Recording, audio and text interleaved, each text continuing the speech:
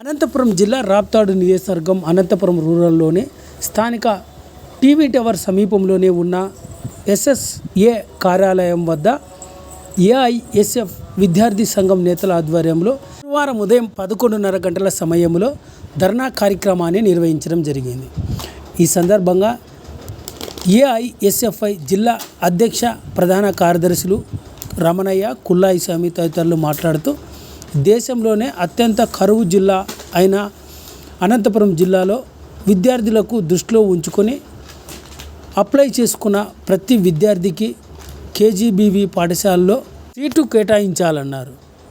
మరికొన్ని సీట్లు పెంచి కేజీబీవీ పాఠశాలకు అప్లై చేసుకున్న ప్రతి విద్యార్థికి సీటు వచ్చే విధంగా అధికారులు చర్యలు చేపట్టాలన్నారు. అదేవిధంగా ఖాళీగా ఉన్న బోధనేతర ఇతర పోస్టులన్నీ కూడా భర్తీ చేయాలన్నారు. అదేవిధంగా కొంతమంది విద్యార్థినులకు కస్తూర్బా పాఠశాలలో సీట్లు ఇస్తామని తల్లిదండ్రుల వద్ద డబ్బులు వసూలు చేస్తున్న ఎస్ఓలపైన ప్రత్యేకంగా చర్యలు తీసుకోవాలని విద్యార్థి సంఘం నేతలు డిమాండ్ చేశారు. ఈ కార్యక్రమంలో ఏఐఎస్ఎఫ్ జిల్లా కోశాధికారి హనుమంతు, నగర అధ్యక్ష కార్యదర్శులు మంజునాథ, ఉమా మహేష్, ఏఐఎస్ఎఫ్ జిల్లా ఉపాధ్యక్షుడు వంశీ, నగర నాయకులు హరికృష్ణ, సమీర్, హర్ష, ఆనంద్, విశ్వసాయి, కార్తిక్, ఉజ్జిన్, ఓబులేసు, సుమన్, పవన్ తదితర విద్యార్థి సంఘం నేతలంతా కూడా పాల్గొని కేజీబీ పాఠశాలలో విద్యార్థినులకు సీట్లు పెంచే అవకాశం కల్పించాలని ధర్నా కార్యక్రమాన్ని నిర్వహించారు. కల్పించాలి కేజీబీపీలో మౌలిక వసతులను, కల్పించాలి కేజీబీపీలో మౌలిక వసతులను, కల్పించాలి కేజీబీపీలో మౌలిక సదుపాయాలను, అరికట్టాలి కేజీబీపీలో దందాను, అరికట్టాలి కేజీబీపీలో సీట్ల భర్తీ విషయంలో దందాను, అరికట్టాలి కేజీబీపీలో సీట్ల దందాను, అరికట్టాలి కేజీబీపీలో సీట్ల దందాను, అరికట్టాలి కేజీబీపీలో సీట్ల దందాను. ఈరోజు all India student federation AISF ఆధ్వర్యంలో ధర్నా కార్యక్రమం చేపట్టడం జరిగింది. ఈ జిల్లాలో ఇప్పటికే గత అనేక సంవత్సరాల నుంచి కేజీబీపీ పాఠశాలలో సీట్లు పెంచాలని చెప్పి జిల్లాలో ఉన్నటువంటి ప్రతి ఒక్క అధికారికి కూడా తమ విద్యార్థుల గోడగాచులంటే విద్యార్థుల తల్లిదండ్రుల బాధలు వినిపించినా కూడా ఇప్పటి వరకు కూడా సీట్లు ఏమాత్రం కూడా పెంచలేదు. మరి నూతన ప్రభుత్వమైనా ఇప్పటికైనా ఈ సంవత్సరం నూతన ప్రభుత్వం కూడా మరి అధికారంలోకి వచ్చింది.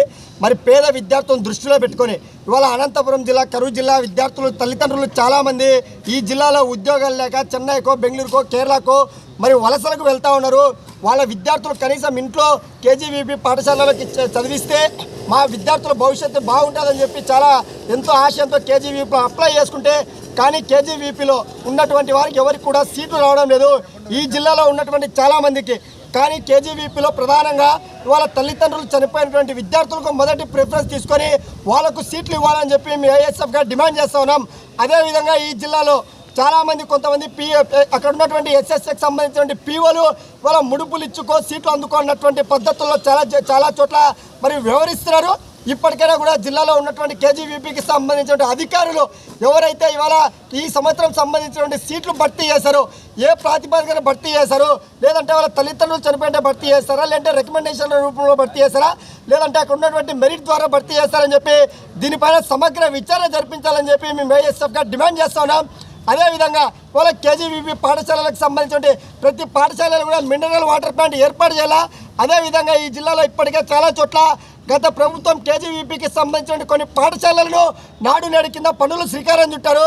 ఆ పనులను కూడా ఆగిపోయినాయి.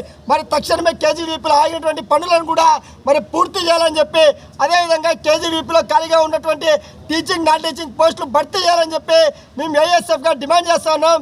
అదేవిధంగా ఈ జిల్లాలో చాలామంది విద్యార్థులు గత సంవత్సరం కావచ్చు, ఈ సంవత్సరం కావచ్చు ఇప్పటికే కొంతమంది దళారీ వ్యవస్థగా ఉన్నటువంటి కొంతమంది ఒక ముఠాగా ఏర్పడి కేజీబీపీ పాఠశాలలో మీకు సీట్లు ఇప్పిస్తాం, 30,000 రూపాయలు ఇవ్వండి, 20,000 రూపాయలు ఇవ్వండి, 50,000 రూపాయలు ఇవ్వండి చెప్పి తల్లిదండ్రుల దగ్గర డబ్బులు చాలామంది అడుగుతూ ఉన్నారు. దానిపైన కేజీబీపీ జిల్లా అధికారులు ఇప్పటికైనా కూడా ఒక పేపర్ పత్రికా ప్రకటన విడుదల చేయాలా. అలాంటి ఎవరైతే కేజీబీపీలో సీట్లు ఇప్పిస్తామని డబ్బులు వసూలు చేస్తారో వాళ్ళపైన క్రిమినల్ కేసులు నమోదు చేయాలని చెప్పి ఏఎస్ఎఫ్గా డిమాండ్ చేస్తూ ఉన్నాం. రాష్ట్ర ప్రభుత్వం కూడా స్పందించి కేజీబీపీలో సీట్లు కూడా సంఖ్యను పెంచాలని చెప్పి ఏఎస్ఎఫ్గా రాష్ట్ర ప్రభుత్వాన్ని కూడా విజ్ఞప్తి చేస్తూ ఉన్నాం. ఆర్ఫన్స్ ఇచ్చిన తర్వాత సెమీ ఆర్ఫన్స్కి ఇవ్వడం జరిగింది. సో మన పరిధిలో సీట్లు తక్కువ ఉన్నాయి కాబట్టి మనం ఏమి చేయలేము. ప్రిఫరెన్స్ అయితే వాళ్ళకి ఇచ్చినాం, కానీ ఎవరు కూడా మోసపోలేదు. అది మేము ఓకే మేడం జరగడం మీరు ఒక పేపర్ ప్యాకెట్ ఇస్తే బాగుంటుంది అనేది మాది మేడం. ఇప్పటికీ అంటే మా దృష్టికి చాలా మంది పేరెంట్స్ మేడం మాకే కాల్ చేశారు, సార్ కేజీవీపీలో సీట్లు ఇప్పిస్తామని ఒక అతనికి 30,000 ఇచ్చాము, ఒక అతనికి 50,000 ఇచ్చాము. మా దృష్టికి వచ్చాయి మేడం. ఎందుకంటే అది కనీసం ఒక పేపర్ ప్యాకెట్ ఇస్తే తల్లిదండ్రులన్నా కొంచెం ఉంటారనేది మాది మేడం. ఇంకోటి కూడా చేస్తున్నారు మన ఏపీసీ మేడం గారు. ఇట్లా ఆడపిల్లలు ఎవరు కూడా డ్రాప్ అవుట్ కాకూడదు అనేటటువంటి ఉద్దేశంతో అప్లికేషన్స్ తీసుకొని మళ్ళీ మేము ఏం చేస్తున్నామంటే కేజీవీబీలో సీట్లు లేవు, ప్రతి ఒక్కరికి కాల్ చేస్తాం, సీట్లు లేవు, మీకేమైనా వీలు పడితే బీసీ హాస్టల్స్ ఎస్సీ కానీ ఎస్టీ హాస్టల్స్ కానీ చేరుతారా అనేది కూడా మేము తీసుకొని నెక్స్ట్ ఈ అప్లికేషన్స్ని వాళ్ళకి ఫార్వర్డ్ చేస్తూ వాళ్ళ ఎదుగుదలకి వాళ్ళ చదువు కంటిన్యూ కావడానికి మేము సహాయపడుతున్నాం. మా ద్వారా అయితే ఇది జరుగుతుంది.